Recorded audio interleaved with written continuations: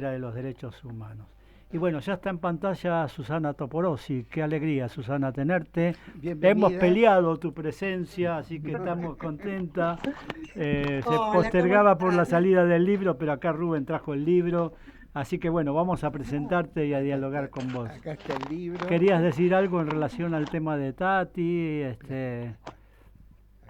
Bueno, por supuesto que en este momento lo que lo más importante que nos deja Tati es esta idea de que hay que seguir luchando y cuanto más adverso es el ambiente en el que estamos por parte del poder, más tenemos que convocarnos en estas luchas.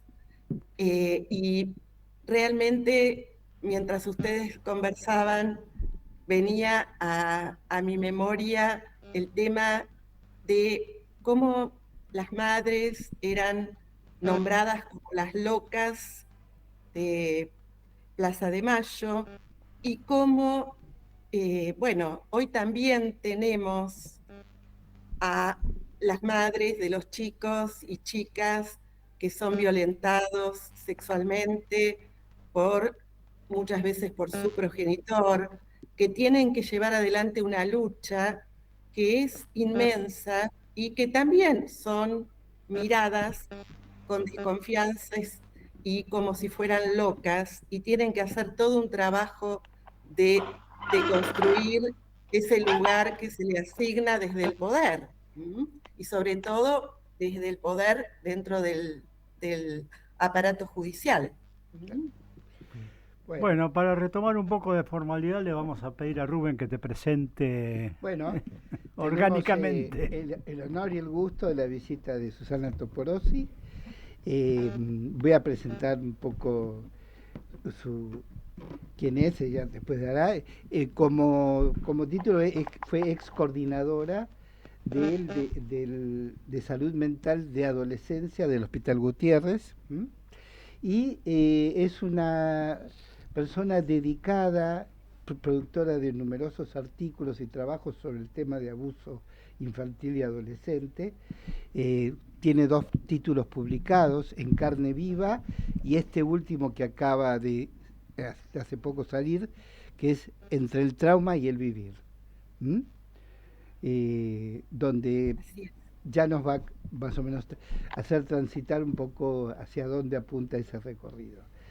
Eh, Desgraciadamente son temas que siguen produciendo y reproduciendo en nuestra cultura, digamos, ¿no? Con lo cual hay que seguir estando alerta y seguir difundiendo y trabajando para operar sobre estas perversiones que siguen produciéndose en la cultura, ¿no?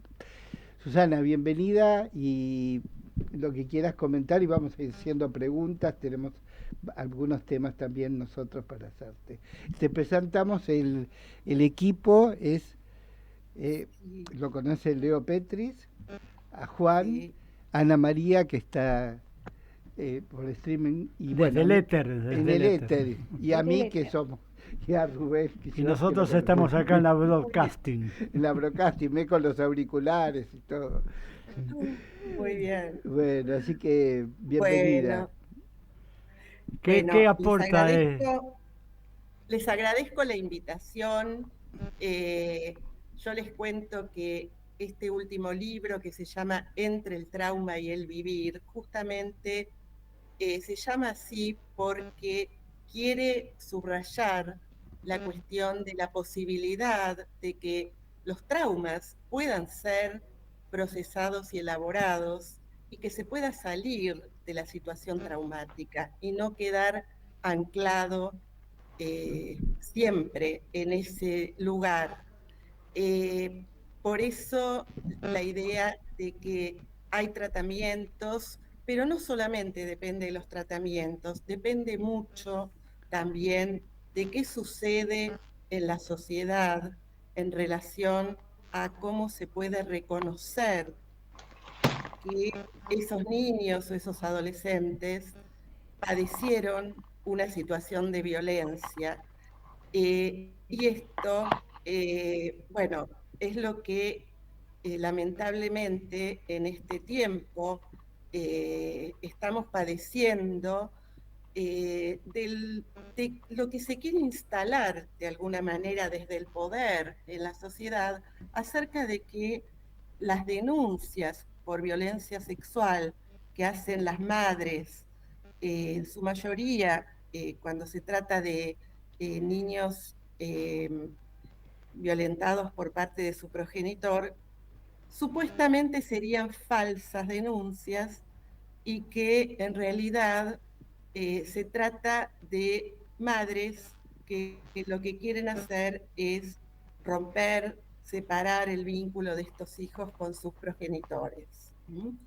Y esto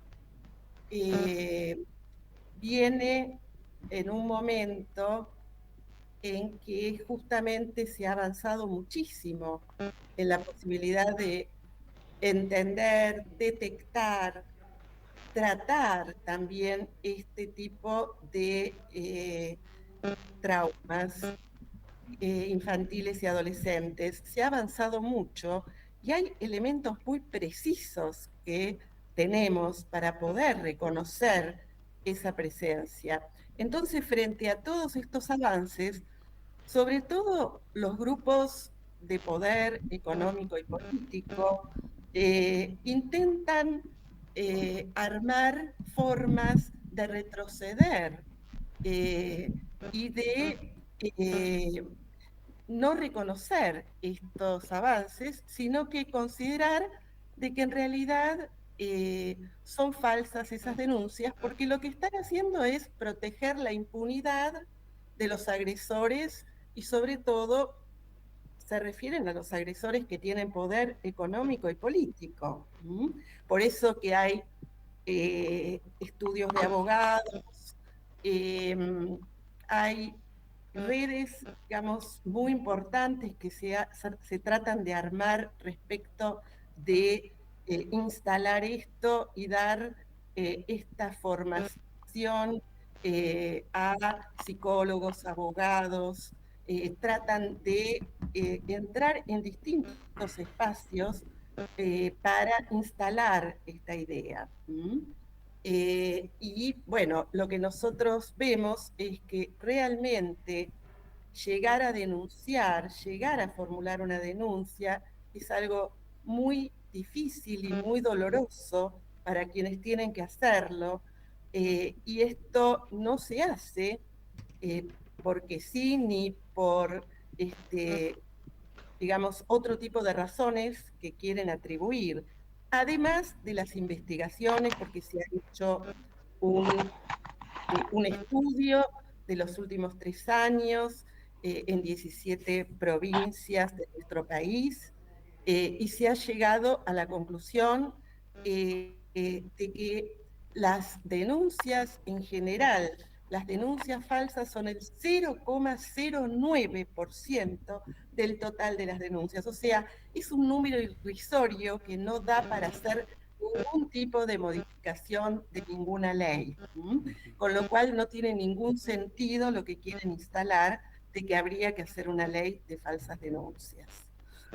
Bueno, Me esto para parece empezar. que el tema de las falsas denuncias incorpora un corpus de ideas de lo que se llama la batalla cultural contra el progresismo, contra los woke, etcétera, que quieren instalar para tirar para atrás, para seguir deshumanizando y además, bueno, retoma la fuerza de poder del patriarcado que que sigue instalado, digamos, ¿no? Eh, yo creo que es muy importante lo que vos decías, Susana, de el surgimiento como organización, ya no solo como denuncias este, aisladas de cada madre, sino que se haya constituido una organización de madres protectoras, es realmente muy importante. También hay que decir, seguramente vos nos vas a ayudar a pensar eso, de que a veces justamente este poder patriarcal hace que haya situaciones de complicidad, por decirlo de alguna manera, de omisión por parte del entorno de los niños, de los adolescentes les adolescentes abusados, que es parte de la realidad también, ¿no es cierto, Susana? Ujú. Claro. Bueno, eh, por supuesto que todo esto tiene que ver con una vuelta hacia una especie de paraíso perdido en el que el patriarcado estaba absolutamente, era muy hegemónico. Hoy tenemos muchas luchas que han sucedido en los últimos años y que han incidido en todos los avances también que hemos logrado, pero también estas luchas de los feminismos, de los movimientos de mujeres, de los movimientos de los encuentros plurinacionales de mujeres y de diversidades sexuales, se ha avanzado muchísimo, se ha organizado mucho, y esto surge con un intento de volver a la hegemonía patriarcal que de alguna manera se va perdiendo en relación a todo lo que se va entendiendo en la sociedad de cómo son las relaciones de poder entre los géneros, ¿no? En ese sentido, bueno, la verdad que es un tema complejo que afecta mucho no solamente a las femineidades, a los niños, niñas y adolescentes y a las sexualidades diferentes, sino a las propias masculinidades, ¿sí? Porque el patriarcado lo que hace es, como decían ustedes, es como parte de un tipo de cultura que va formateando las cabezas, digamos, de cómo se constituyen también las masculinidades que, bueno, no pueden ser expresivos de sus emociones, por eso se enferman más, por eso no concurren a pedir ayuda muchas veces. En los servicios de adolescencia uno ve que van muchas más chicas que varones, por ejemplo, a pedir atención. Este, por otro lado, otro tema tremendo es que eh, el 80% de los suicidios que se concretan son de varones también, ¿no es cierto? Entonces, A la vez el en suicidio es una realidad, de las componentes principales de la mortalidad de jóvenes y claro, de adolescentes, ¿no?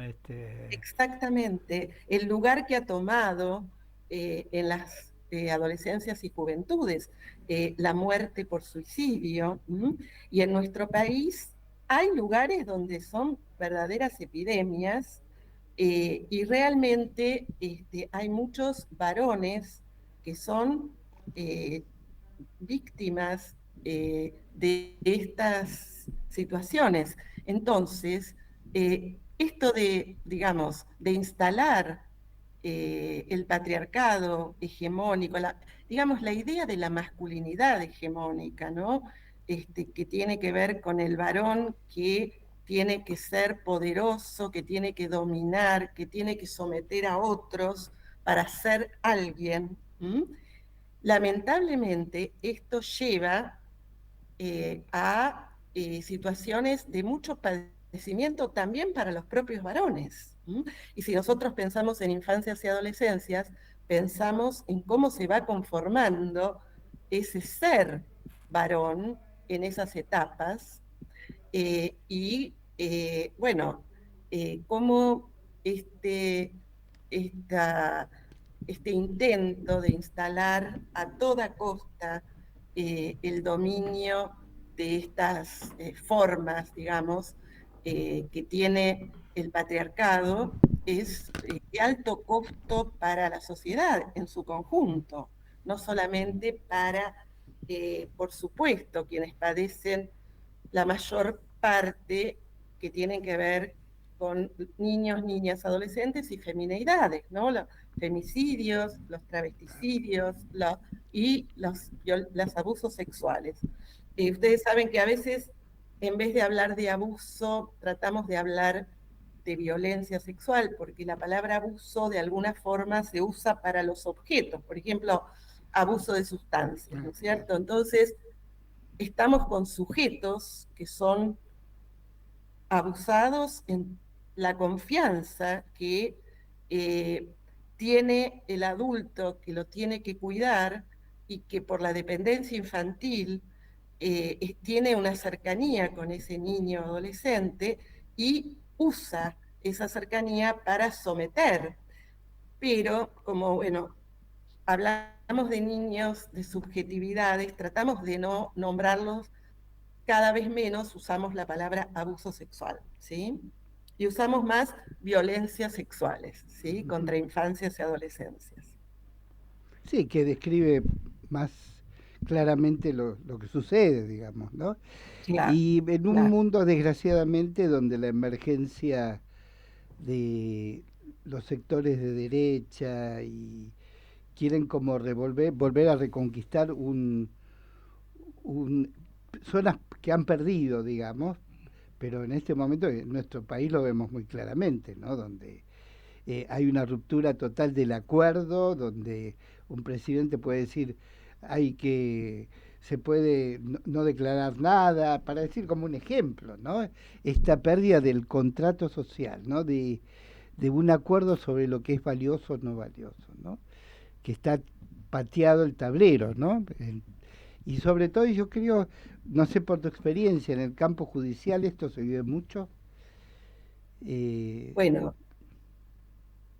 en el campo judicial, eh, la justicia es una de las instituciones más reproductoras de las relaciones de poder, ¿no es cierto?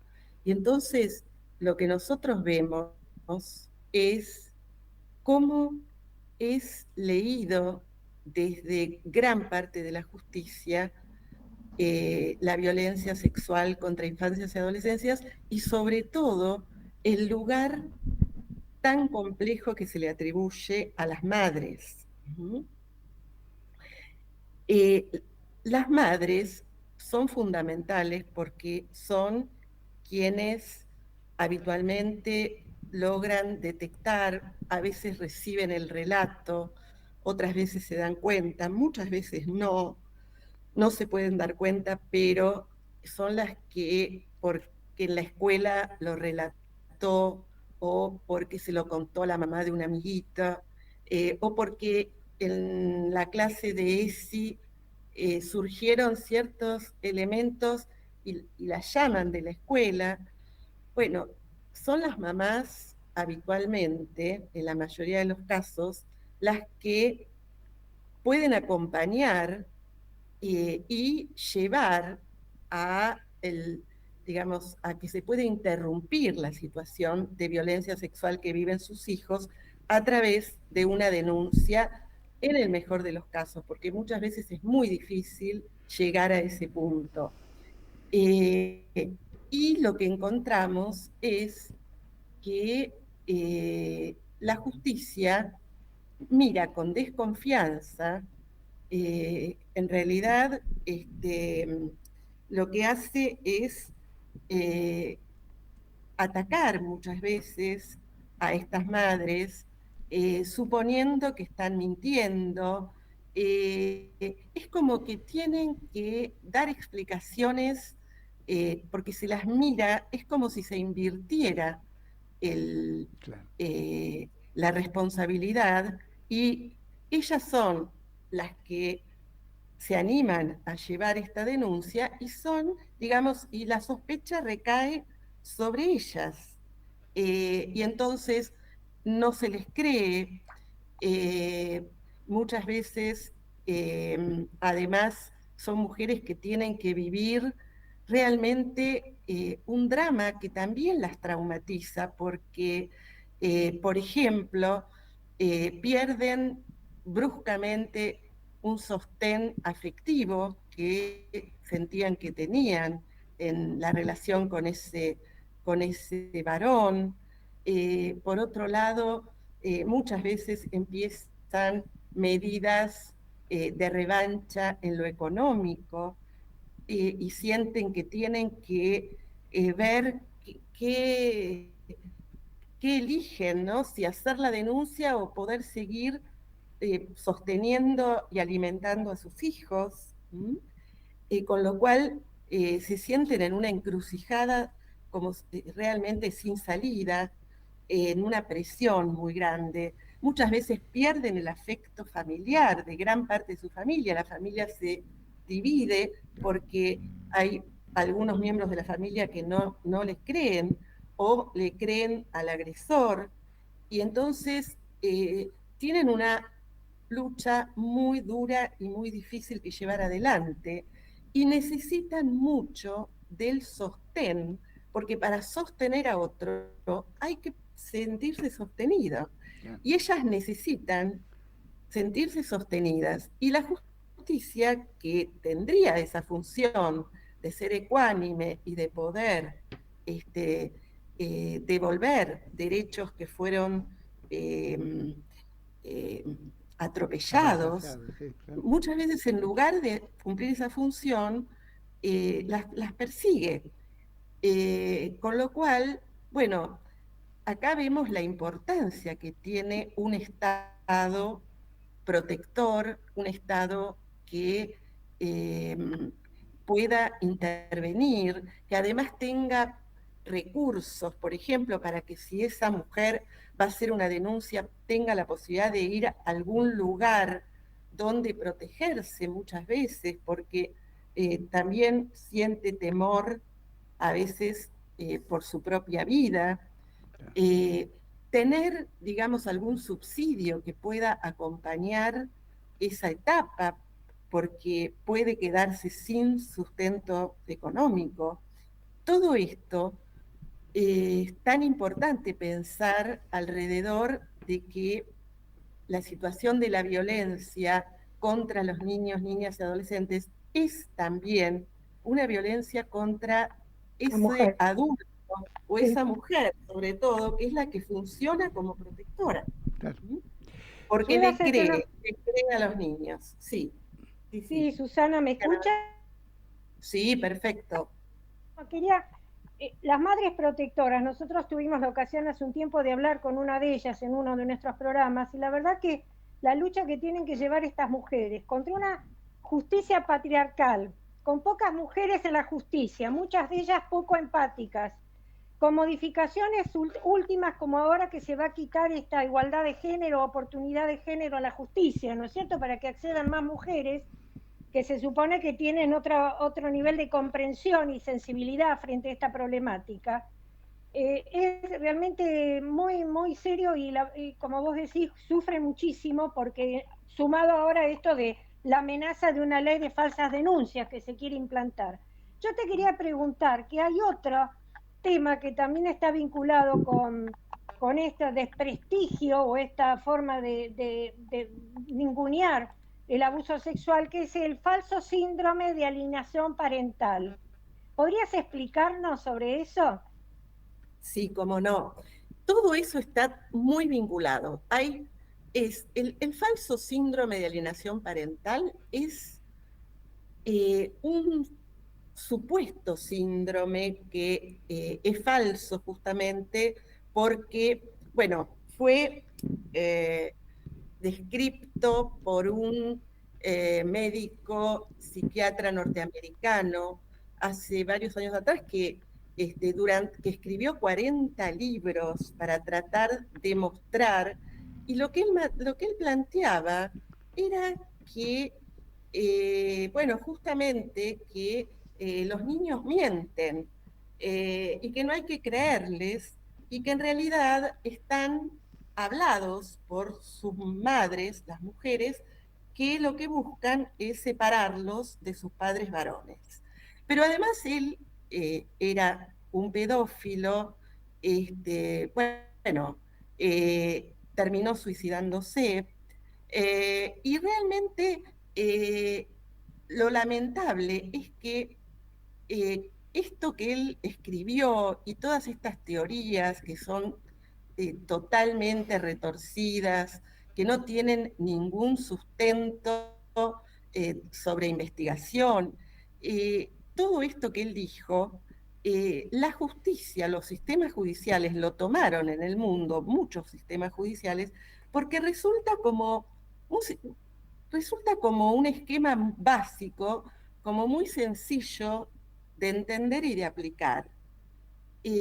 Nosotros sabemos que en el sistema jurídico los jueces saben mucho sobre lo jurídico, pero no saben y no entienden nada, digamos, sobre cuestiones psicológicas, emocionales de los niños. Por eso que ellos tienen que tener peritos especialistas en psicólogos o peritos psiquiatras, y ellos lo que tienen que hacer es tomar las decisiones en los juicios, pero se tienen que instruir, digamos, de lo que los peritos aportan después de las evaluaciones.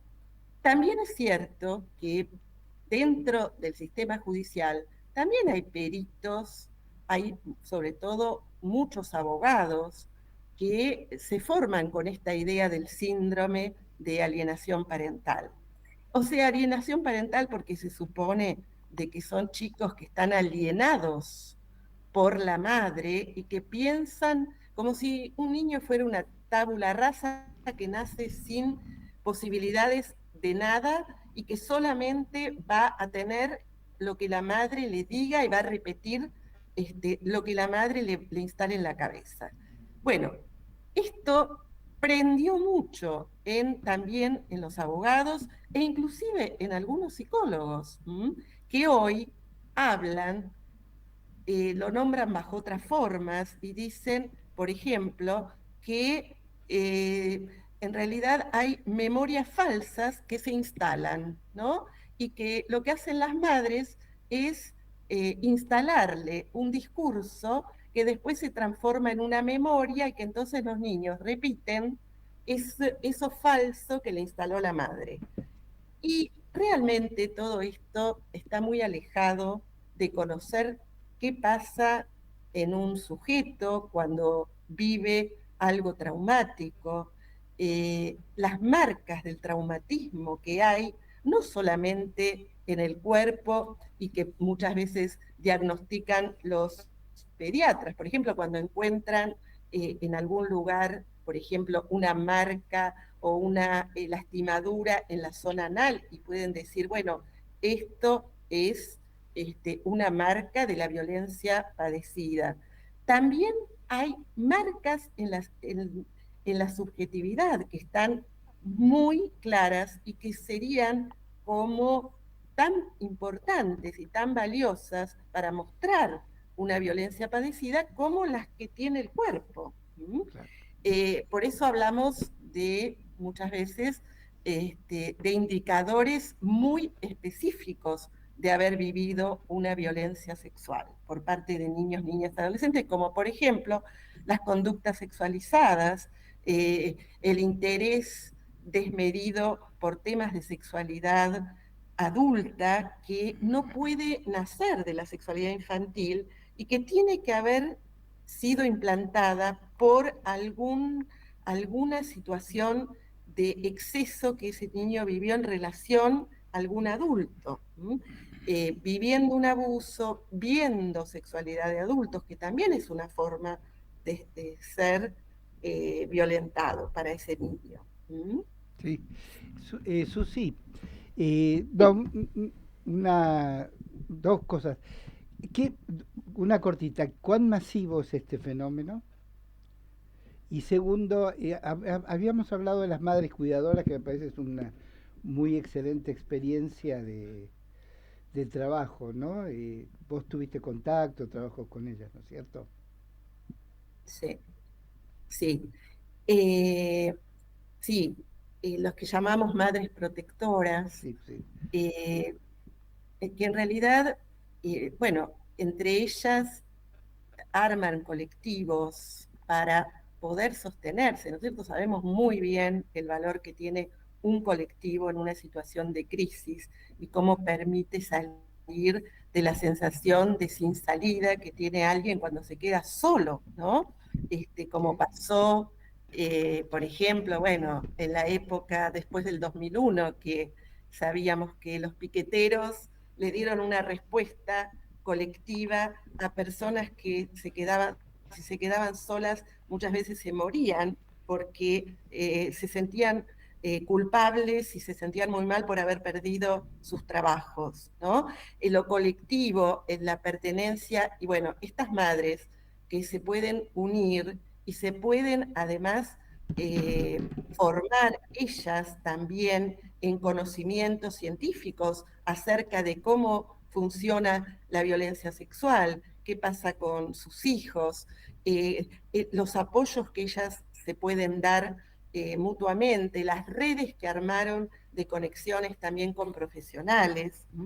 Ustedes saben que la persecución no es solamente contra las madres, hoy es también contra los profesionales que trabajamos en este terreno y que demostramos en los informes el abuso o la violencia padecida por niños, niñas y adolescentes. También somos perseguidas, se duda de los informes, se trata de descalificarlos. Bueno, suceden muchas cuestiones para amedrentar y para que no haya profesionales que quieran trabajar con estos casos. Y esto es muy grave, porque los niños, niñas y adolescentes necesitan de la atención psicológica cuando están padeciendo estos traumas. Y las madres también necesitan de esa atención, ¿no es cierto? Yo siempre pienso que además las instituciones tendrían en lo posible que tener grupos de madres protectoras, en el sentido de grupos terapéuticos para estas madres, donde puedan alojar familiares que cumplen una función protectora porque son los que les creen a niños, niñas, adolescentes y los acompañan. Claro. La ESI es muy importante en estos casos, ¿no es cierto? En las escuelas. Muy importante, muy importante. La ESI es una ley que tardó mucho en implementarse, se está implementando en muchos lugares como forma inclusive de resistencia, porque también hay mucha guerra para que siga la ESI, Claro. pero la ESI es esencial, porque permite en muchísimos niños y niñas poder reconocer algo que están viviendo y que no saben o no le pueden poner un nombre, y a partir de ahí pueden empezar a pedir algún tipo de ayuda o a dar señales, porque muchas veces para los chicos es muy difícil por la relación de poder que hay con el agresor, porque siempre hay una gran asimetría de poder. Es muy difícil en esa situación y en ese momento poder rehusarse frente al agresor, pero en el otro tiempo, que es después cuando están en la escuela con otros compañeros y con los docentes, poder hablar sobre esto, les permite a una distancia de lo que han vivido, muchas veces poder reconocer y ponerle un nombre y poder pedir ayuda, Claro. que no se puede pedir en el momento en que sufrieron esa situación traumática. Sí, claro. Y los docentes tienen la obligación de denunciarlo, ¿no es cierto? Una vez que se conoce la Claro. situación. Exactamente, una vez que se conoce hay que hacer la denuncia, hay un protocolo para las escuelas, lo mismo para los profesionales, todo adulto que tiene contacto con infancias y adolescencias cuando llega a él o ella o ella, digamos, una información, se dan cuenta de que hay una violencia, de que alguien está padeciendo, tienen que actuar. Por eso hay digamos, lo que se llama un concepto de corresponsabilidad en el que todos somos responsables, no es que solamente el profesional del hospital o el médico, no. En cualquier lugar donde se intercambia con niños, niñas, adolescentes, quien lo detecta, un profesor de gimnasia, de un natatorio, quien sea, digamos, si llega un relato de ese niño, tiene que hacer una denuncia, tiene que comunicarlo en su institución para que las autoridades puedan realizar esa denuncia. Susana, Sí, espera, Sus- Ana, que Leo Sus- quiere hacer una pregunta hace un rato. Sí, sí, porque no sí, lo veo a en Leo, por realidad le eso. quiero dar pie a Juan Clut, que es profesional de nuestro equipo de acompañamiento socioterapéutico, que viven de una manera particular este tema. Ayer lo conversábamos.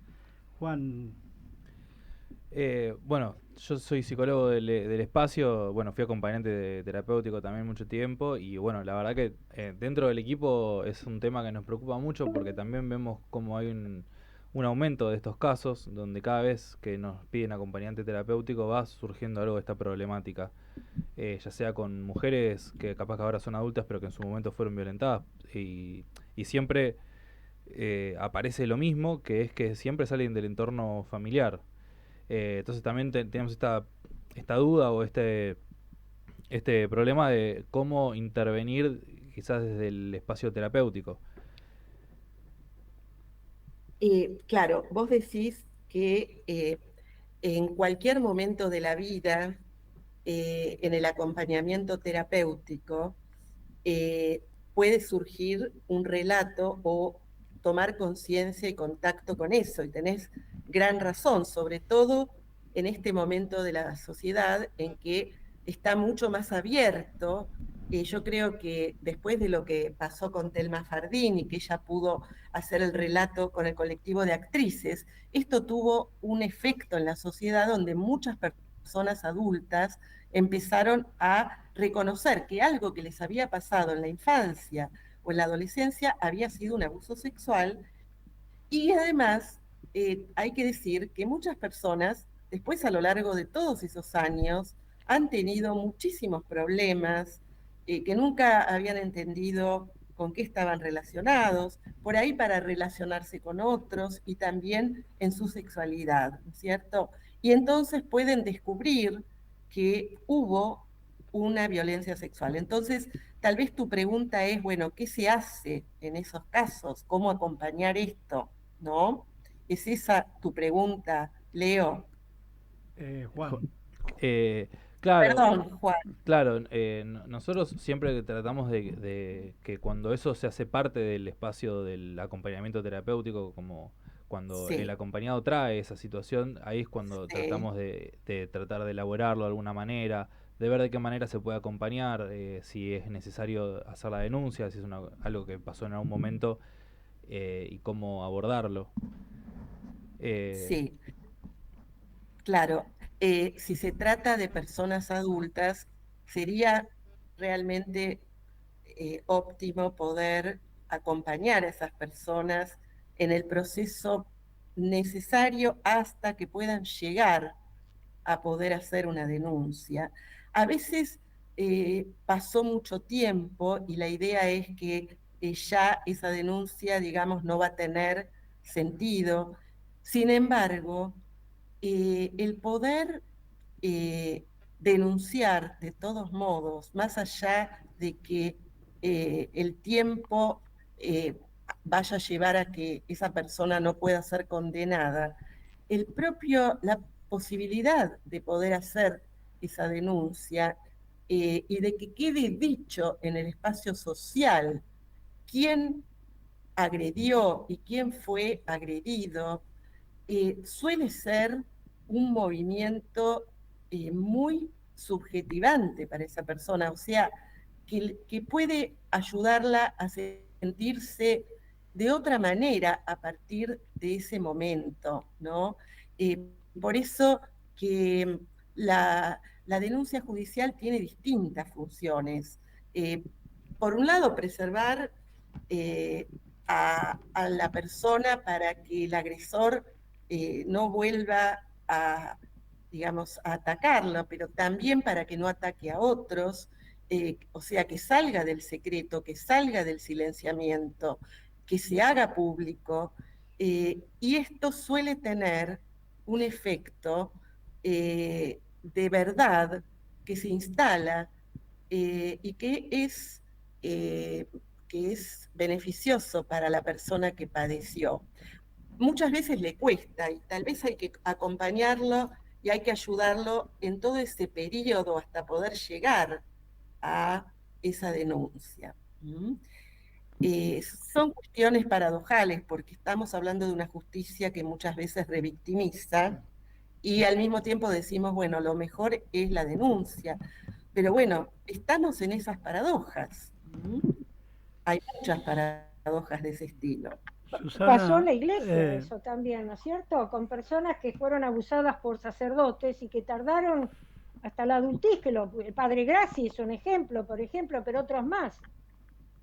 Sí, sí, muchísimo pasa en las instituciones, sobre todo con el silenciamiento de los abusos hacia varones. Ustedes saben que hay, las estadísticas son una mujer cada 5, son estadísticas mundiales, es violentada sexualmente, una cada 5. Una cada 5. Y una cada 5 vivió alguna situación de abuso. Y varones, 1 cada 13. Estos son los números internacionales, pero los varones suelen contarlo mucho menos porque hay un sesgo de vergonzante de la masculinidad, de sentir como que eso fuera quedar en un lugar feminizado, ¿no? Entonces cuesta mucho ir y denunciar y hablar de lo que padecieron. Además de todas las tramas de poder tremendas que hay dentro de las instituciones, como la iglesia, o a veces también ocurre en las instituciones deportivas. Ustedes recuerden que en 2000 clubes, sí. Se supo en el Club Independiente de lo que estaba pasando, salió a la luz, porque bueno, se trata de chicos que vienen de distintos lugares, de distintas provincias, que vienen a vivir en los internados para las prácticas deportivas, están lejos de su familia, están solos, y muchas veces, lamentablemente, suceden situaciones de violencia por parte de alguien que puede ser un instructor, un profesor, puede ser, digamos, o chicos más grandes. Bueno, hay muchas situaciones. Sí, hay clubes que tienen una actitud responsable y elaboran el tema y tienen una actitud de prevención y de cuidado, y otros que no, digamos, ¿no? Susana, totalmente de acuerdo. se nos va terminando el tiempo. Yo quisiera decir que, además del tema judicial, que aquí ha estado bastante presente, es importante resaltar la necesidad de los equipos de salud mental, los distintos efectores que pueda haber en hospitales, en privados, etcétera, como un elemento. Juan decía, bueno, ¿qué hacemos? ¿Viste? Yo creo que una de las cosas que tenemos que hacer, teniendo en cuenta las limitaciones que tiene un acompañamiento, es tratar de encauzar hacia un servicio de salud mental, con todas las dificultades que sabemos que tiene. Aquí ha estado Adelki del DOA analizando a fondo el tema de salud mental, y bueno, se ha avanzado, pero falta mucho por hacer, pero a pesar de todo eso, creo que es un gran tema que tenemos que, un camino que tenemos que reforzar, que recorrer en el tratamiento dentro de los ámbitos y servicios de salud mental. Bueno, nos quedan preguntas, pero mira, acá dice el reloj que tenemos en el estudio que son y 59. Tenemos que ir entregando el estudio. Realmente, tenemos que despedir. Bueno, pero muchísimas gracias, Susi. Otra vez te seguiremos conversando. Otra vez Al contrario, un gran placer conversar con ustedes. Muchas gracias, un gran Susana. placer. Y bueno, y volvemos a presentar el libro recién, Entre el trauma y el vivir, que es la consigna que largamos en este programa. Volver a recuperar la vida para los que sufrieron hechos traumáticos de este tipo. Bueno, muchas gracias, volver Susana. a vivir. Volver